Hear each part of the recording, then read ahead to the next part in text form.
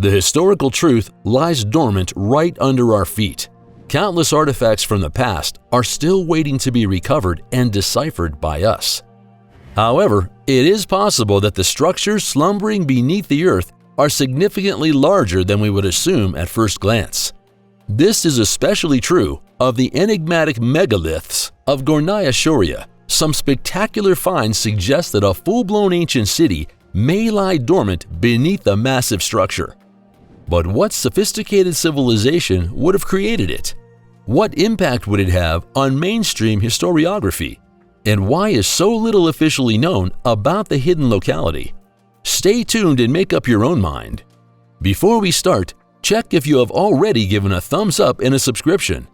Write "I subscribed" in the comments and tell us which controversial discovery you have already heard about. Especially exciting and informative comments will get a heart from us and will be pinned at the top.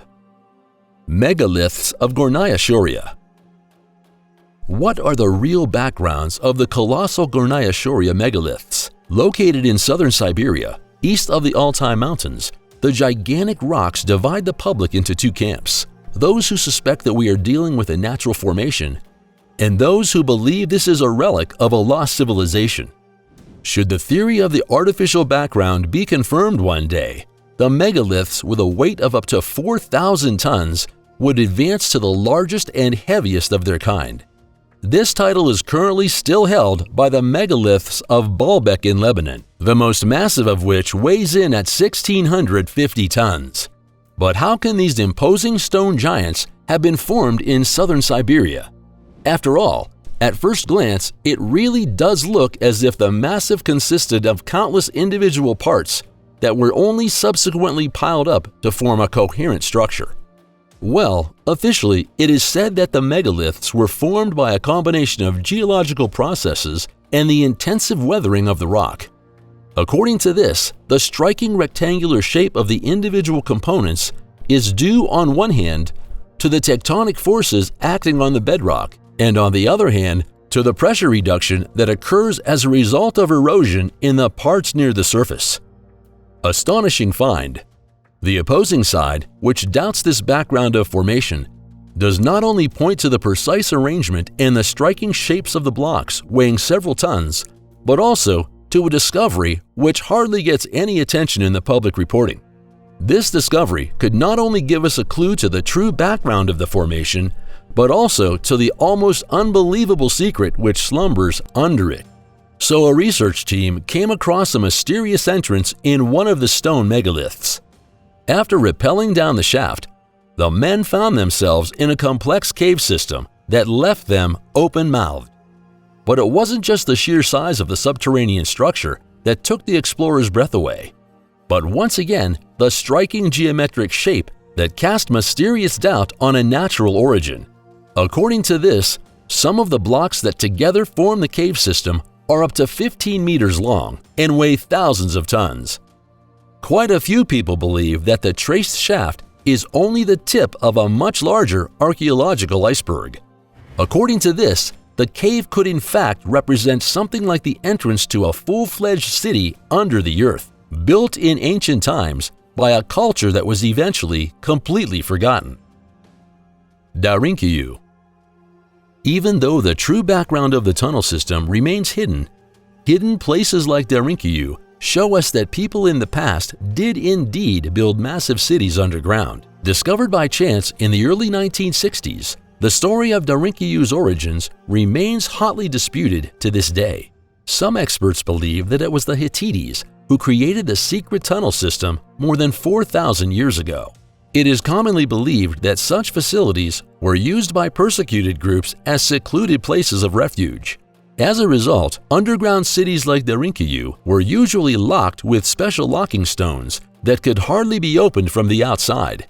So far, 8 floors of the complex should be uncovered, which serve the most diverse purposes. Thus, in addition to ordinary sleeping and living quarters, we can find a monastery, storage and meeting facilities, and an ancient prison. How many inhabitants Darinkyu had during its history is unknown. Some researchers assume that up to 3,000 people could have lived here at the same time. Others even consider a number of 50,000 conceivable.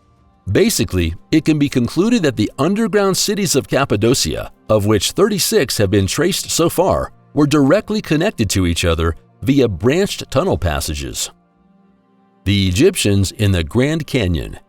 As one of the great natural wonders of the earth, the Grand Canyon is known far beyond the borders of its U.S. homeland. Every year, more than 6 million people flock to Arizona to marvel at the roughly 450-kilometer-long canyon with their own eyes. Wondering what the Grand Canyon has lost in today's post? Well, that becomes clear to us when we take a look at the official website of the Smithsonian Magazine. According to it, the Smithsonian Institute has long been suspected of meticulously keeping its most important discoveries under lock and key. Discoveries that would shake the foundations of the common view of history. In one of its sections, the website takes up the quote, "untrue stories" that have always been circulated around the U.S. research and educational institution. There, we also learn about a myth that says the Smithsonian employees came across the traces of the ancient Egyptians in the Grand Canyon. In detail, this story refers to a headline printed by the Arizona Gazette on April 5, 1909. Remarkable find points to ancient people who migrated from the Orient. Further, there was talk of an immeasurably rich cave discovered in the Grand Canyon, bringing historical truth to light. The short statement on the part of those responsible is simply, "This is not true." A persistent myth. In this regard, Smithsonian Magazine points out that the Arizona Gazette was the only newspaper at the time that carried such a report. Moreover, there would be no record of the two researchers named Kincaid and Jordan mentioned in the article. So far, so clear. Or is it? Indeed, there were some people who were not quite so easily fobbed off. But why is that? Let's get to the bottom of the story once again. The first article, printed as early as March 1909, deals with the explorer G.E. Kincaid and his work on the Colorado River. It also touches on some interesting archaeological discoveries, but without giving any further details. The matter is somewhat different in the following report of April 5th. Here the reader learns about the discovery of an ancient hidden city in a cave system in the Grand Canyon. According to Kincaid, however, this site was clearly different from those of Native Americans and possessed an, quote, ancient Egyptian touch. The man-made compound of chambers and passageways is said to have housed a number of mummies, a religious shrine, copper artifacts, and hieroglyphs. Based on the astounding size of the underground city, Kincaid estimated that it could have held up to 50,000 people. The problem, according to our knowledge city, the ancient Egyptians never set foot in America. So the question is, how should we classify the articles from that time? Did the Arizona Gazette perhaps allow itself some sort of belated April Fool's joke? What is certain is that John Wesley Powell tracked down a series of caves in the Grand Canyon, and there he also came across the relics of earlier civilizations. We now know of more than 400 Native American sites in the region, some of whose roots go back 12,000 years. So could it be that Kincaid was mistaken in his assessment of his cave find? On the one hand, it seems unlikely that the Smithsonian Institute would conceal a find of such great significance. But on the other hand, critics believe that it is precisely that revolutionary significance that leads to this and similar discoveries being categorically kept secret. For those who are thinking of traveling to the Grand Canyon themselves to get to the bottom of the matter, however, there is bad news. The area where the hidden city is said to be located may not be entered by civilians. Here's what Kincaid himself had to say about the location. About 42 miles upstream from El Tovar Crystal Canyon, I saw patches in the sedimentary formation on the east wall, about 2,000 feet above the riverbed.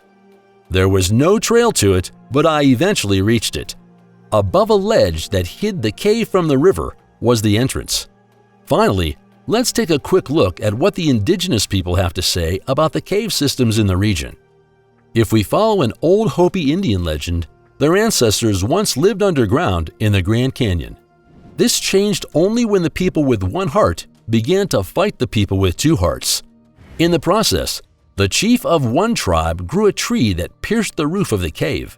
As a result, the One-Heart people sent a messenger to the Sun Temple, but he never returned. One day, however, he shall return and bring back the Hopi their ancestral land. So people, now we are curious about your opinion.